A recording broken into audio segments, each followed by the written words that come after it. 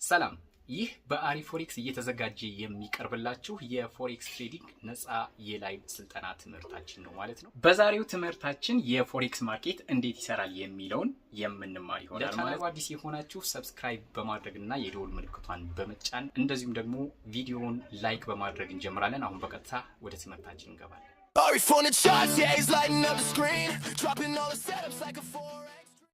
ትናንትና ላይ የነበራችሁ የሚያስታውሰን ካለ የትናንትና ትምህርታችንን የተወሰነ ደቂቃ ይኖረናል። የሚያስታውሰን አለ ትናንት ስለምን እንደተማር? እሺ ከሌለ ያው ትናንትና የተማርነው ስለ ፎሬክስ ምንነት ነበረ። እንዴት እንጀምራለን? ፎሬክስን የሚያንቀሳቅሱ አካላት እነማን ናቸው? ምን አይነት የፎሬክስ ትሬደሮች አሉ? እንደዚሁም ደግሞ ፎሬክስ ላይ እጅግ ወሳኝ የሆኑ ነጥቦች ስለ ፒፕስ፣ ሊቨሬጅ እና ሎት ሳይዝ ተምረናል ማለት ነው። ወደ ዛሬው ትምህርታችን ለመግባት እንግዲህ ሴክሽናል 1 ላይ የፎሬክስ ማርኬት እንዴት ነው የሚሰራው የሚለውን በደንብ ግልጽ በሆነ መልኩ ለማሳየት ሞክራለሁ ማለት ነው። እንግዲህ የፎሬክስ ማርኬት ለ24 ሰዓት ክፍት ነው ብለናል። እንቅስቃሴው የማይዘጋ ነው። ስለዚህ እንዴት እንደሚሰራ ማወቁ ደግሞ ሳክሰስፉል የሆነ ትሬደር ለመሆን አስፈላጊ ነው ማለት ነው። ዛሬ እንግዲህ በቻልኩት አቅም የፎሬክስ ማርኬት እንዴት ይሰራል የሚለውን ከሴሽኖች ከማርኬቱን የሚያንቀሳቅሱ ፕላየሮች ጋር ስትራክቸሩን በሚመለከትና ፕራይስ እንዴት ነው የሚንቀሳቀሰው ከሚለው ጋር አያይዤ የማሳያችሁ ይሆናል። ወደዛው እንገባለን። የፎሬክስ ማርኬትን ከሌሎች የፋይናንሻል ማርኬቶች በምን ምክንያት ነው ልዩ ያደረገው የሚለውን ስንመለከት የፎሬክስ ማርኬት ከሌሎች ልዩ የሚሆንበት የተለያዩ ምክንያቶች አሉ። የመጀመሪያው ዲሴንትራላይዝድ መሆኑ ነው ማለት ነው። ይሄም ማዕከላዊ አለመሆኑ ነው ማለት ነው። ምንም አይነት ነፃ ኤክስቼንጅ የለም። ምንም አይነት ህንፃ የምታዩት የለም። ፊዚካል የሆነ ወይም ደግሞ በአካል የምታገኙት የገበያ ቦታ የለም ማለት ነው። ትሬዱ ወይም ደግሞ ግብይቱ የሚከናወነው ኤሌክትሮኒካሊ ሲሆን በባንኮች፣ በፋይናንሻል ተቋማትና በብሮከሮች አማካኝነት ትሬድ ይደረጋል በኦንላይን ማለት ነው። ሌላው ልዩ የሚያደርገው ለ24 ሰዓት ክፍት መሆኑና በማንኛውም ሰዓት ላይ የተለያዩ ሴሽኖች አሉ፣ ዓለም አቀፍ ሴሽኖች። በእነሱ ሴሽኖች ላይ በሚመቻችሁ ሰዓት ላይ ገብታችሁ ትሬድ ማድረግ መቻላችሁ ከሌሎች የማርኬት አይነቶች ልዩ ያደርገዋል። እንደዚሁም ደግሞ ዓለም ላይ ካሉ የፋይናንሻል ተቋማት ወይም ደግሞ የንግድ ማዕከላት በሙሉ ትልቁን ቦታ የሚሸፍን ሲሆን ይሄም በቀን እስከ 6 ትሪሊዮን እና ከዛ በላይ የፎሬክስ ግብይት የሚካሄድ ሲሆን ከፎሬክስ በተጨማሪ ደግሞ ስቶክ፣ ክሪፕቶ እና ኮሞዲቲዎች በዚሁ ገበያ ላይ ተካተው ይገኛሉ ማለት ነው። እንግዲህ ይሄ መሆኑ ደግሞ ማርኬቱ ላይ ከፍተኛ የሆነ የማርኬት እንቅስቃሴ እና የተረጋጋ እንቅስቃሴ እንዲኖር አድርጎታል ማለት ነው። ወደ ሜጀር የትሬዲንግ ሴሽኖች ስንመጣ የተለያዩ የትሬዲንግ ሴሽኖች አሉ። እንግዲህ ማርኬቱ 24 ሰዓት እንዲሰራ ከሚያደርጉት መካከል የሀገራት የተለያየ የትሬድ ሴሽን ወይም ደግሞ ሰዓት መኖሩ ነው ማለት ነው። ይሄም እንደየ ሀገራቱ የሚከፈቱበት ጊዜ አንጻር የማርኬቱም እንቅስቃሴ በዛው ልክ የተለያየ ነው ማለት ነው። ቀን ውስጥ ያሉትን ሴሽኖችን ስንመለከት ለአራት ከፍለን እናያቸዋለን። የመጀመሪያው ሲድኒ ሴሽን የምንለው ነው። ሁለተኛው ቶኪዮ ሴሽን ወይም ደግሞ ኤሲያን ሴሽን የምንለው ሲሆን ሶስተኛው ለንደን ሴሽን ወይም ደግሞ አውሮፒያን ሴሽን የምንለው ነው። አራተኛውና የመጨረሻው ደግሞ የኒውዮርክ ሴሽን ነው ማለት ነው። እያንዳንዱን ሴሽኖችን በዝርዝር ለመመልከት የመጀመሪያው የሲድኒ ሴሽን ነው ማለት ነው። የሲድኒ ሴሽን የሚከፈተው ከ22 ሰዓት እስከ 7 ሰዓት ጂኤምቲ ወይም ደግሞ በኢትዮጵያ ሰዓት አቆጣጠር ከሌሊቱ 7 ሰዓት እስከ ቀኑ 4 ሰዓት የሚቆይ ነው ማለት ነው። ካራክተሪስቲኮቹን ስንመለከት የዕለቱ የመጀመሪያ የግብይት መከፈቻ ሰዓት ነው ማለት ነው። ማርኬቱ ላይ ከሌሎች ሴሽኖች በሙሉ ዝቅተኛ የሆነ የማርኬት እንቅስቃሴ ያለበት ሲሆን መጀመሪያ እንደተከፈተ አካባቢ የተወሰነ እንቅስቃሴ ቢኖረውም ያን ያክል ትልቅ ሙቭመንት ግን ፕራይሱ አይኖረውም ማለት ነው። አክቲቭ የሆኑ ፔሮችን ስንመለከት አውስትራሊያን ዶላር ከዩናይትድ ስቴትስ ዶላር፣ የኒውዚላንድ ዶላር ከዩናይትድ ስቴትስ ዶላር፣ አውስትራሊያን ዶላር ከጃፓኒስ የን እንደዚሁም ደግሞ የኒውዚላንድ ዶላር ከጃፓኒስ የን በዚህ የሲድኒ ሴሽን ክፍት የሆኑ እና አክቲቭ ፔሮች ናቸው ማለት ነው። ሁለተኛው የቶኪዮ ሴሽን የምንለው ወይም ደግሞ ኤሲያን ሴሽን የምንለው ሲሆን ይሄም የሚከፈትበት ከ00 እስከ 9 ሰዓት ወይም ደግሞ በኢትዮጵያ ሰዓት አቆጣጠር ከሌሊቱ 9 ሰዓት እስከ ቀኑ 6 ሰዓት የሚቆይ ነው ማለት ነው። ካራክተሪስቲኮቹን ስንመለከት ሊኩዊዲቲ ሲድኒ አንጻር ስንመለከተው የተሻለ የማርኬት ፍሰት ያለበት ነው። የጃፓን ኢንስቲትዩሽኖች ማርኬቱን እንዲንቀሳቀስ የሚያደርጉበት ሲሆን ነገር ግን ማርኬቱ በአብዛኛው ሬንጂንግ የሆነ ሙቭመንት ወይም ደግሞ እንቅስቃሴ ያለው ማለት ነው። በዚህ የቶኪዮ ሴሽን ላይ አክቲቭ የሆኑ ፔሮችን ስንመለከት የዩናይትድ ስቴትስ ዶላር ከጃፓኒስ የን፣ ዩሮ ከጃፓኒስ የን፣ ግሬት ብሪቴን ፓውንድ ከጃፓኒስ የን እና አውስትራሊያን ዶላር ከጃፓኒስ የን የተሻለ እንቅስቃሴ ይኖራቸዋል ማለት ነው። ሶስተኛው ሴሽን ደግሞ የለንደን ሴሽን ወይም ደግሞ ኢሮፒያን ሴሽን የምንለው ሲሆን የሚከፈተው ከ8 ሰዓት እስከ 17 ሰዓት በጂኤምቲ ወይም ደግሞ በኢትዮጵያ ሰዓት አቆጣጠር ከቀኑ 5 ሰዓት እስከ 2 ሰዓት ድረስ የሚቆይ ነው ማለት ነው። ካራክተሪስቲኮቹን ስንመለከት በጣም ቮላታይል ወይም ደግሞ ማርኬቱ የሚንቀሳቀስበት ሴሽን ነው። ከሁለቱ ሴሽኖች በተለየ ሁኔታ ማለት ነው። ከፍተኛ የሆነ የአውሮፓ ባንኮች እና ኢንስቲትዩሽኖች የሚንቀሳቀሱበት ሲሆን ትሬንዶቹ የሚጀምሩበት የማርኬቱ ትሬንድ ወደ ባይ ወይም ደግሞ ወደ ሴል የሚለውን በግልጽ የምናይበት ሴሽን ሲሆን ማርኬቶቹ ከፍተኛ የሆነ የኢኮኖሚ ኒውዝን በመጠቀም እንቅስቃሴ ያደርጋሉ ማለት ነው። በዚህ የለንደን ሴሽን ላይ አክቲቭ የሆኑ የከረንሲ ፔሮች እነማን ናቸው የሚለውን ስንመለከት ዩሮ ዩኤስዲ፣ ጂቢፒ ዩኤስዲ፣ ዩሮ ጂቢፒ እና ዩኤስዲ ሲኤችኤፍ የምንላቸው ይገኙበታል ማለት ነው። ሌላው እና የመጨረሻው የኒውዮርክ ሴሽን ነው። ይሄ ሴሽን የሚከፈተው ከ13 ሰዓት እስከ 22 ሰዓት ወይም ደግሞ በኢትዮጵያ ሰዓት አቆጣጠር ከቀኑ 10 ሰዓት እስከ ምሽቱ 7 ሰዓት ድረስ የሚቆይ ነው ማለት ነው። እንግዲህ የዚህንም ካራክተሪስቲክ ስንመለከት ከፍተኛ የሆነ የማርኬት እንቅስቃሴ የሚኖር ሲሆን በተለይ ደግሞ እንደተከፈተ አካባቢ እንቅስቃሴው ፈጣንና ከፍተኛ ነው ማለት ነው። እንደዚሁም ደግሞ ከለንደን ጋር ኦቨርላፕ የሚያደርግበት ሰዓት ላይ ደግሞ በጣም የተሻለ ከሌሎቹ የተሻለ እንቅስቃሴ ይኖረዋል ከቀኑ ማለት ነው። ሜጀር ከረንሲ ፔሮች የምላቸው ከዩኤስ ዶላር ጋራ ኮት የሆኑ ከረንሲዎች በደንብ የሚንቀሳቀሱበት ሰዓት የኒውዮርክ ሴሽን እንለዋለን ማለት ነው። በዚህ ሴሽን ላይ አክቲቭ የሆኑትን ስንመለከት ዩናይትድ ስቴትስ ዶላር ከካናዲያን ዶላር፣ ዩናይትድ ስቴትስ ዶላር ከጃፓኒስ የን፣ ዩሮ ከዩናይትድ ስቴትስ ዶላር እና ግሬት ብሪቴን ፓውንድ ከዩናይትድ ስቴትስ ዶላር ጋራ የተሻለ ገበያ ይኖራቸዋል ማለት ነው። ሌላው ሞስት አክቲቭ ታይምስ የሚላቸው ከሌሎቹ ሴሽኖች በተሻለ መልኩ ትሬድ ብናደርግባቸው የሚመከሩ ሴሽኖችን ስንመለከት ሴሽን ኦቨርላፕ የምላቸው አንደኛው ሴሽን ከሌላኛው ሴሽን ጋራ የሚገጥሙበት ሰዓት ነው ማለት ነው። ይሄም የለንደን እና የኒውዮርክ ኦቨርላፕ ከፍተኛውን ድርሻ የሚይዝ ሲሆን ሰዓቱም ከ13 ሰዓት እስከ 17 ሰዓት ጂኤምቲ ወይም ደግሞ በኢትዮጵያ ሰዓት አቆጣጠር ከቀኑ 10 ሰዓት እስከ ምሽቱ 2 ሰዓት ያለው ነው ማለት ነው። ከፍተኛ የሆነ የቀኑ ትሬድ የሚደረግበት ሰዓት ይሄንኛው ሰዓት ሲሆን ቢግ ማርኬቶች አክት የሚያደርጉበትና የሚንቀሳቀሱበት ሰዓት ነው ማለት ነው። ሌላው ሁለተኛው ኦቨርላፕ የሲድኒ ከቶኪዮ ያለው ነው ማለት ነው። ይህም ከ00 እስከ 2 ሰዓት ያለው ሲሆን በኢትዮጵያ ሰዓት አቆጣጠር ከሌሊቱ 9 ሰዓት እስከ ሌሊቱ 11 ሰዓት ድረስ ያለው ነው። መካከለኛ የሆነ የገበያ ሁኔታዎች የሚኖሩበት ነው። ሌላውና ሶስተኛው የለንደን ከቶኪዮ ኦቨርላፕ ያለበት ነው። ትንሽ የሆነ ሰዓት ቢሆንም በመካከላቸው ያለው የለንደንና የቶኪዮ አንድ ሰዓት ቢሆንም ያው ማርኬቱ ያን ያክል ከፍተኛ እንቅስቃሴ አይታይበትም ማለት ነው። ነገር ግን ቤስት ታይም ብለን የምንላቸው ደግሞ የትኞቹ ናቸው የሚለውን ስንመለከት አሁን ካየናቸው በተለየ መልኩ በጣም ቮላታይል እና ማርኬቱ የሚንቀሳቀስበት ሴሽን የለንደን ሴሽን እንደዚሁም የለንደንና የኒውዮርክ ኦቨርላፕ ሁለቱን መጠቀም የበለጠ ተጠቃሚ ያደርገናል ማለት ነው። ለንደን ሴሽንን ወይም ደግሞ ለንደን ከኒውዮርክ ጋር ያለውን ኦቨርላፕ ብንጠቀም ለትሬድ ይመከራል ማለት ነው። ሁለተኛው ደግሞ ምናልባት ለብሬክአውት እና ትሬድ ለሚያደርጉ ትሬደሮች ደግሞ ለንደን ሲከፈትና የኒውዮርክ ሲከፈት የተሻለ የማርኬት እንቅስቃሴ ይኖረዋል ማለት ነው። ለስካልፒንግ ደግሞ የለንደን ሴሽን እና ኦቨርላፖቹ የተሻለ እንቅስቃሴ ይኖራቸዋል ማለት ነው።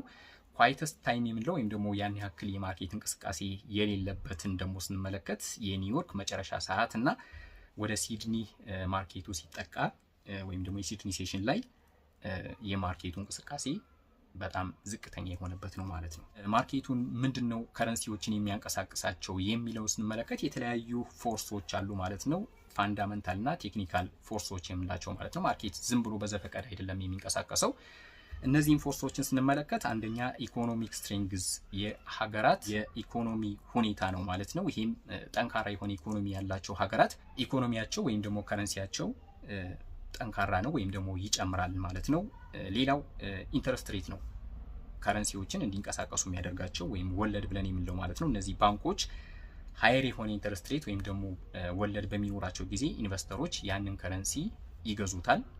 ሎወር ኢንተረስት ሬት በሚኖርበት ጊዜ ደግሞ የከረንሲዎች እንቅስቃሴ ይደክማል ማለት ነው። ያ ማለት ኢንቨስተሮች ያንን ከረንሲ ይሸጡታል ማለት ነው። ሌላው ኒውዝ ነው። እንግዲህ ኒውዝ በማንኛውም ሰዓት ላይ የሚለቀቁ ኒውዞች ፕሮግራም የተያዙ ሊሆኑ ይችላሉ፣ ወይም ደግሞ ሰደንሊ አጋጣሚ የሚከሰቱ ዜናዎች የማርኬቱን እንቅስቃሴ ወይም ደግሞ የከረንሲዎችን እንቅስቃሴ አፌክት ያደርጉታል ማለት ነው። ይህም የተለያዩ ኒውዞች ኤንኤፍፒ የምንላቸው አሉ፣ ሲፒአይ ወይም ደግሞ ኢንፍሌሽን የምንለው አለ፣ ኤፍኦኤምሲ ስብሰባዎች በሚኖሩበት ሰዓት የአንኢምፕሎይመንት ዳታ እና የጂዲፒ አናውንስመንቶች የሀገራት አጠቃላይ ገቢና ወጪዎች መጨመርና መቀነስ ከዛ ጋር የተያያዙ ዜናዎች በሚለቀቁበት ሰዓት ላይ ከረንሲዎች እንዲንቀሳቀሱ የሚያደርግ ሶስተኛው ምክንያት ነው ማለት ነው። እነዚህ እንቅስቃሴዎች በሚኖሩበት ሰዓት ላይ ማርኬቱ ፈጣን የሆነና ከፍተኛ የሆነ እንቅስቃሴን ያደርጋል ማለት ነው። አራተኛው ደግሞ የማርኬት ሴንቲመንት ነው። ይሄም በተለያዩ ምክንያቶች ወይም ደግሞ አጋጣሚ በሚፈጠሩ የሀገራት ጉዳዮች ላይ ምናልባት የፖለቲካ እንቅስቃሴ ሊሆን ይችላል።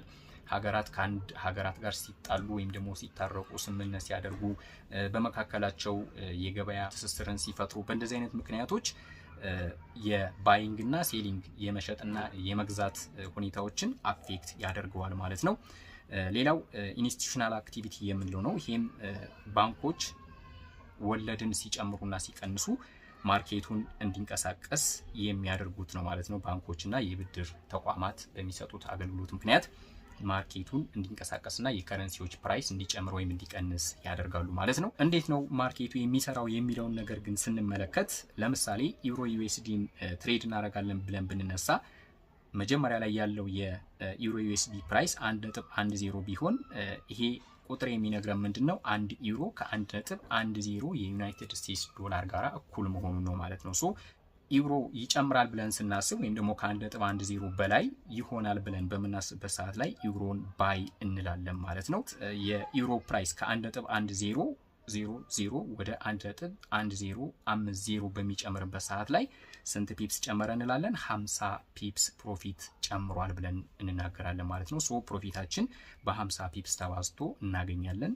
ሎስም የምናደርግ ከሆነ በዚሁ መንገድ ይሰራል ማለት ነው። ዩሮ ይወርዳል ከ1.10 ይቀንሳል ብለን ስናስብ ደግሞ ዩሮን ሴል እንላለን ማለት ነው። በዛ መሰረት ትሬድ እናደርጋለን ማለት ነው። ስለዚህ በዚህ አይነት መሰረት ትርፍን የምንሰራበትና ፎሬክስ ትሬደሮች ትሬድ የሚያደርጉበት ምክንያቱ ይሄ ነው ማለት ነው።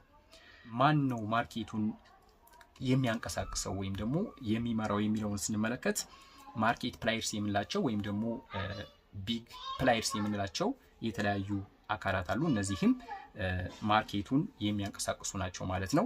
እንግዲህ እኛ ደግሞ ሪቴል ትሬደርስ እንባላለን። ሪቴል ትሬደርስ የምንባለው እነዚህ ቢግ ፕላየርስ ማርኬቱን በሚያንቀሳቅሱበት ሰዓት ላይ ስማርት በሆነ ወይ ገብተን ትርፍ ለመስራት የምንሰራ ሰዎች ነን ማለት ነው። 5% ያክል ከመላው የፎሬክስ ትሬደሮች ውስጥ የምንሸፍን 5% ነው ማለት ነው። ፕሮፊቴብል የሆነውም ያልሆነውም ፕሮፌሽናል የሆነውም ጀማሪውም ተጠቃሎ 5% ያክሉን ብቻ የሚሸፍን ነው ማለት ነው።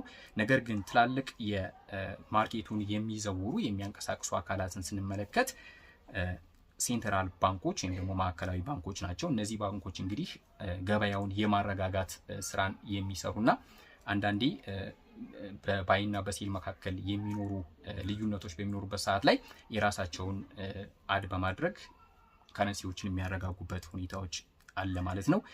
ኢንተረስት ሬትን በመጨመር ወይም በመቀነስ ከረንሲውን እንዲጨምር ወይም እንዲቀንስ ያደርጉታል ማለት ነው። ሌላው ኮሜርሻል ባንኮች ናቸው፣ የንግድ ባንኮች። እነዚህም በዓለም አቀፍ ደረጃ የገንዘብ ፍሰት የሚከናወንባቸው ስለሆነ ምንዛሬ ላይ ትልቅ ተጽዕኖ የሚፈጥሩና ማርኬት እንዲንቀሳቀስ የሚያደርጉና የሚቆጣጠሩ ናቸው ማለት ነው። ሌላው የብድር ተቋማትና የኢንቨስትመንት ኮርፖሬሽኖች የምንላቸው ማለት ነው።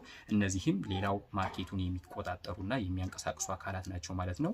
ምክንያቱም በቢሊዮን የሚቆጠር ዶላሮችን ከረንሲው ላይ ኢንቨስት በማድረግ ያንን ከረንሲ እንዲጨምር ወይም እንዲቀንስ ምክንያት ስለሚሆኑ ማለት ነው። ሌላው ኮርፖሬሽኖች ናቸው። ኮርፖሬሽኖችን በተጨማሪ የዓለም አቀፍ ከረንሲዎችን ኤክስቼንጅ በማድረግ ወይም ደግሞ በማለዋወጥ የቢዝነስ ትራንዛክሽን እንዲኖር በማድረግ ማርኬቱን እንዲንቀሳቀስ ያደርጉታል። ሪቴል ትሬደርስ የምንባለው ደግሞ እኛም ደግሞ ያው ማርኬቱ ውስጥ 5% ቢሆንም ድርሻችን በብሮከር አማካኝነት ገብተን ማርኬቱ ላይ ትሬድ እናደርጋለን ማለት ነው። ስለዚህ ይሄንን ይመስላል ማለት ነው ማርኬቱን የሚንቀሳቀስበት ምክንያቶች። የብሮከር ጥቅም ምንድን ነው የሚለውን ደግሞ ስንመለከት እንግዲህ ብሮከር ማለት ደላላ ማለት ነው። ይሄ ብሮከር ጥቅሙ ምንድን ነው? የፎሬክስ ትሬደሮችን እኛን ማለት ነው 5% የምንሆን ሪቴል ትሬደሮችን ከማርኬቱ ጋር የሚያገናኘን ብሮከር ብለን እንጠራዋለን ማለት ነው። ሁለት አይነት ብሮከሮች አሉ። ማርኬት ሜከር የምንላቸው ወይም ደግሞ አጌነስት አስ ከኛ በተቃራኒ ሊሰሩ የሚችሉና ማርኬት ሜከር የሆኑ የብሮከር አይነቶች አሉ። እነዚህም የራሳቸውን ፕራይስ በሴት በማድረግ በተለይ ለጀማሪዎች በጣም በቀላሉ መጠቀም የሚችሉበትን መንገድ ያመቻቻሉ። ነገር ግን ታማኝነታቸው ስንመለከት እየወረደ ነው ማለት ነው። ሁለተኛው ደግሞ ኢሲኤን እና ኤስቲፒ የምንላቸው የብሮከር አይነቶች አሉ። እነዚህ እኛን በቀጥታ ከማርኬቱ ጋር የሚያገናኙንና ከኛ በተቃራኒ የማይሰሩ እኛ ባተረፍን ቁጥርና ማርኬቱ ውስጥ በቆየን ቁጥር እነሱም ትርፋቸው የሚጨምርበት ሁኔታ የሚያመቻቹልን ናቸው ማለት ነው። ሶ እነዚህን ነው እኛ መምረጥ ያለብን ማለት ነው። ምክንያቱም ከኛ ተቃራኒ ትሬድ ስለማያደርጉ እኛ ማርኬት ውስጥ ቆይተን ባይና ሴል ባልን ቁጥር እነሱ የሚያገኙት በስፕሪት ነው ማለት ነው። በባይና በሴል መካከል ካለው ስለሆነ የሚያገኙት የኛ መቆየት እነሱን ትርፋማ ያደርጋቸዋል ማለት ነው። ነገር ግን ማርኬት ሜከሮችን ስንመለከት እኛ ስንከስር የሚሰጡን ዲሞ አካውንት ስለሆነ ስንከስር እነሱ ያተርፋሉ ማለት ነው። እዚህ ጋር ግን የኛን መቆየት ስለሚፈልጉ ከኛ ተቃራኒ አይሄዱም ማለት ነው። እነዚህን በቀጣይ ሴክሽን 2 ላይ በደንብ የምናያቸው ይሆናል ማለት ነው። እያንዳንዱ የካንድል እንቅስቃሴ ጀርባ ምንድነው ያለ የሚለውን ነገር ስንመለከት የባይ ኦርደር ይኖራል ወይም ደግሞ የሴል ኦርደር ይኖራል ማለት ነው። በእነዚህ ከፍተኛ የሆነ የባይና የሴል ኦርደር ምክንያት ማርኬቱን እንዲንቀሳቀስ የሚያደርጉና የካንድሎቹ እንቅስቃሴ እዛ ጋር የምናያቸው ፕሪንት የሚሆኑት የካንድል እንቅስቃሴዎች የተለያየ የሚሆንበትና ምናልባት አይታችኋቸው ከሆነ በቀጣይ የምንመጣበት ነው። የካንድሎቹ አንደኛው ካንድል ከአንደኛው ካንድል እንዲለያይ የሚያደርገው እነዚህ ኦርደሮች ሲሆኑ ሌላው ሊኩዊዲቲ ነው። የማርኬቱ ፍሰት ሲጨምርና ሲቀንስ፣ እንደዚሁም ደግሞ ኢንስቲትዩሽናል ማኒፑሌሽን የምንላቸው፣ በተጨማሪም ደግሞ የማርኬቱ ስትራክቸር ወደ ባይ ወይም ወደ ሴል መኖሩ የካንድል ስቲኮችንና ከካንድሉ ጀርባ ወይም ደግሞ ከማርኬቱ ጀርባ ማርኬቱን እንዲንቀሳቀስ የሚያደርጉት እነዚህ ናቸው ማለት ነው።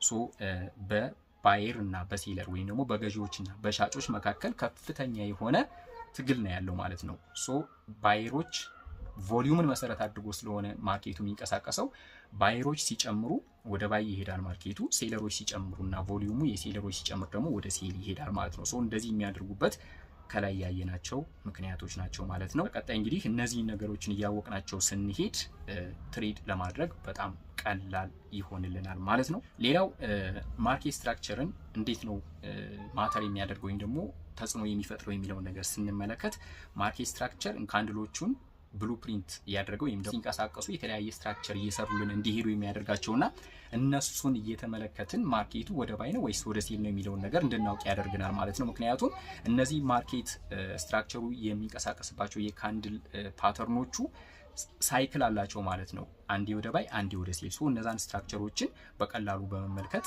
እንድናውቅ ያደርገናል ማለት ነው።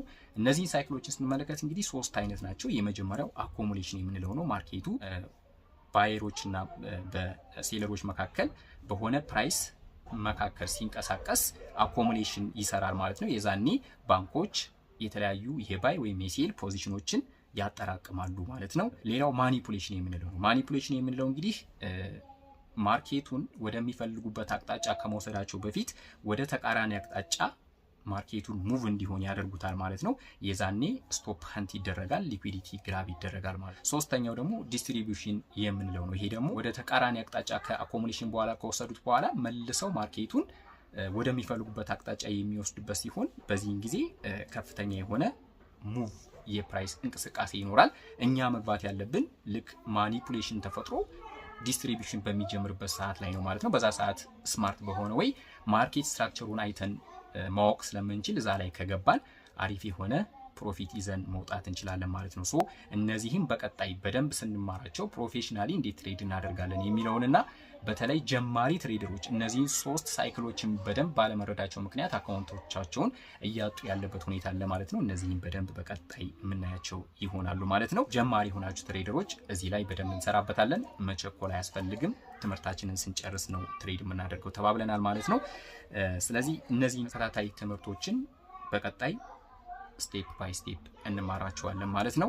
በዛሬው ትምህርታችን የፎሬክስ ማርኬት እንዴት እንደሚሰራና ፎሬክስ ላይ በደንብ ውጤታማ ለመሆን እውቀት እንደሚያስፈልግ አሁን ያልናቸውን ነገሮችን ፋንዳመንታል ደግሞ ቴክኒካል የሆኑ ፎርሶችን እነማን ናቸው የሚሉትን ነገሮችን ማስተር ካደረግን ትሬድ ላይ ውጤታማ ሆነን መቀጠል የምንችልበትን ነገሮችን በዛሬው ትምህርታችን አይታችኋል ብዬ ተስፋ አደርጋለሁ። የሚቀጥለው ትምህርታችን ደግሞ በክፍል 3 ማለት ነው ስለ ሜጀር ማይነር እና ኤግዞቲክ ፔሮች የምንላቸውን በደንብ የምናይ ይሆናል ማለት በየክፍሎቹ የምናያቸው በሙሉ እናንተን ከቢግነር ወደ ፕሮ ትሬደርነት የሚያመጧችሁ ስለሆኑ እዚህ ጋር የማስቀምጣቸውን በሙሉ በደንብ በማስታወሻ እየያዛችሁ መሄድ ይኖርባችኋል። ትልቅ ተጽዕኖ ስላላቸውና ምናልባትም ኢንተርሚዲየት የሆናችሁ መካከለኛ ትሬደሮች ወደፊት ስናያቸው የምታዩቸው ብዙ ነገሮች ይኖራሉ። ስትሰሯቸው የነበሩ ስህተቶች ወይም አሁንም እየሰራችኋቸው ያላችሁ ስህተቶች ማለት ነው። እነዛን በሙሉ እያስተካከልን ስንሄድ ነው ውጤታማ የምንሆነው ማለት ነው። ሶ የዛሬው ትምህርታችን በዚህ ተጠናቋል።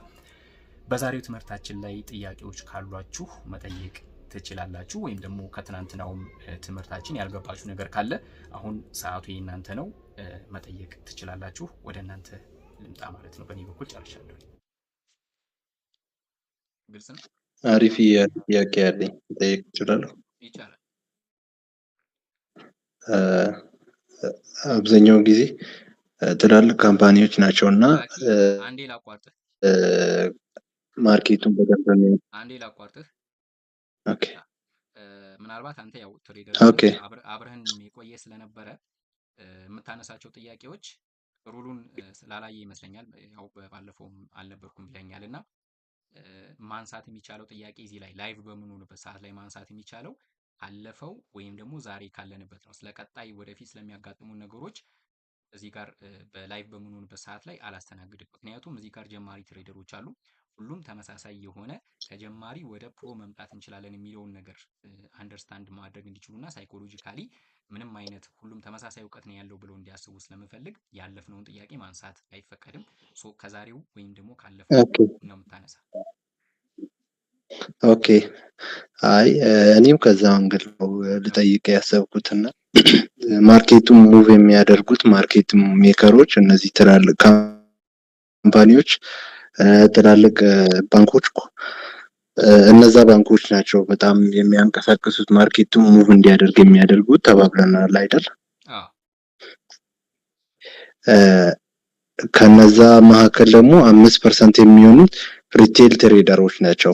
ማለትም እኛ ነን ማለት ነው። እኛ በብሮከሮች አማካኝነት ያንን ገበያ የምንቀላቀለው ነን እንደተባባል ነው። እዛ ማርኬት ላይ ወይ ባየሮች ፑሽ የሚያደርጉትን ወይ ሴለሮች ፑሽ የሚያደርጉትን ማርኬት አፌክት እናደርጋለን ወይ ደግሞ ቮሊዩም አለን ወይ ማለት በጣም በትላልቅ ካፒታል ሲገቡ እነዚህ እንደኛ አይነት ትሬደሮች ማርኬት ሜከሮችን እንትን አፌክት ያደርጋሉ ወይ የሚለውን ጥያቄ ልጠይቅ ነው። ከዛው ርዕስ አይወጣም። ኦኬ፣ በጣም አሪፍ ጥያቄ ነው። እንግዲህ እንደተነጋገርነው ማርኬቱን ሙቭ የሚያደርጉት አካላት ቢግ ማርኬት ፕላየርስ የምንላቸው ናቸው ብለናል። ሴንትራል ባንኮች፣ ኮመርሻል ባንኮች፣ ኢንስቲትዩሽኖች እና ኮርፖሬሽኖች ናቸው ብለናል። እንግዲህ እኛ ደግሞ 5% የሚሸፍን ሪቴል ትሬደሮች እነዚህ ማርኬት ሜከሮች ወደሚፈልጉበት አቅጣጫ ሲንቀሳቀሱ አብረን ገብተን ስማርት በሆነ ወይ ትርፍ ለመስራት እንሞክራለን። ወደ ትርፍ ከሄደ ትርፍ እንሰራለን፣ ወደ ሎስ ከሄደ ደግሞ ሎስ እናደርጋለን እንጂ እኛ የፈለገ ያክል ትሬድ ብናደርግ ዓለም አቀፍ ላይ ያለን ትሬደሮች በሙሉ ማርኬቱ ላይ ምንም አይነት ፐርሰንት ተጽዕኖ አናደርስበትም ማለት ነው። ሁላችንም ተመሳሳይ የሆነ አቅጣጫ እንኳን ባይ ወይም ሴል ራሱ ብንገባ ማለት ነው። ሶ እነዚህ ሴንትራል ባንኮች ሴንትራል ባንክ ወደ ባይ ከወሰደው በኋላ የሆነ ቦታ ላይ መሸጥ ቢፈልግ ኮመርሻል ባንኮች ወይም ደግሞ ኢንስቲትዩሽኖች ሴል ይሉታል ማለት ነው። እሱ እዛ ላይ ባይ ብሎ ሲወጣ እነሱ ደግሞ እዛ ጋር ሴል ብለው ይወጣሉ ማለት ነው። ሸጠው በባየርና በሴለር መካከል ስለሆነ ማለት ነው። እርስ በርሳቸው ምን አይደራረጉም፣ ማኒፑሌት አይደራረጉም፣ ግን ተቃራኒ ትሬድ ሊያደርጉ ይችላሉ ማለት ነው። በዚህም ምክንያት እነሱ ናቸው እንጂ ማርኬቱን የሚያንቀሳቅሱት የእኛ እዛ ጋር መኖር አለመኖር ማርኬቱ ላይ ምንም የሚያመጣው ተጽዕኖ የለም ማለት ነው። ለዛም ነው ብዙ ጊዜ ማኒፑሌት የምንደረገው እኛ ነን እንጂ እርስ በርሳቸው ማኒፑሌት ምናምን አይደራረጉም። ወይም ደግሞ ስቶፕ ሎስ ምናምን የሚያስወጣቸው እንትኖች አይደሉም፣ ትላልቅ ካፒታል ስለሆነ እዛ ጋር የሚያንቀሳቅሱት ማለት ነው። ነገር ግን እኛ ጋር ስንመጣ በሊኩዊዲቲ ግራብ ሲደረግ ሊሆን ይችላል፣ ወይም ደግሞ ስቶፕ ሀንት በሚኖሩበት ሰዓት ላይ እኛ በስቶፕ ሎስ እንወጣለን፣ ሎስ እያደረግን እንወጣለን ማለት ነው። በዚህም ምክንያት ከ5% ራሱ 95% የሚሆነው ፕሮፊቴብል አይደለም ማለት ነው። 5% ብቻ ነው ከ5% ውስጥ ካለው ውስጥ 95%ቱ ሎስ ያደርጋል። 5%ቱ ብቻ ደግሞ ውጤታማ የሆነ ወይም ደግሞ ፕሮፊቴብል ትሬደር የሆነው በዛ ምክንያት ነው ማለት ነው። ስለዚህ እውቀቱ የሚያስፈልገን ለምንድን ነው? እነዚህ ባንኮች እና ሴንትራል ባንኮች ምናምን ያልናቸው ቢግ ማርኬት ፕላየሮች ወደ ባይ ወይም ደግሞ ወደ ሴል ሲወስዱት እንግዲህ ማርኬቱ በሚንቀሳቀስበት ሰዓት ላይ ምናልባት ሴንትራል ባንኮች ወደ ባይ የወሰዱትን ማርኬት ሪትሬስመንት በሚኖሩበት ሰዓት ላይ ደግሞ ኢንስቲትዩሽኖች ወደ ሴል ሊመልሱት ይችላሉ። እነዚህ ነገሮችን አውቀን ወደ ባይ ወይም ወደ ሴል የት ቦታ መግባት አለብን የሚለውን ነገር አውቀን ስቶፕ ሀንት እንዳንደረግ፣ ሊኩዊዴት እንዳንደረግ፣ የት ቦታ ላይ መዝጋት እንዳለብን እነዚህ ነገሮች በሙሉ አውቀን ሎስ ሳናደርግ በፕሮፊት ለመውጣት የምናደርገው ጥረት ነው እንጂ የኛ ያለው ኬቱ ላይ ኢፌክት የምናደርገው ነገር የለም ማለት ነው። ግልጽ ሆኖላል? አዎ ግልጽ ሆኖልኛል። አመሰግናለሁ። ሌላ ጥያቄ ያለው አለ?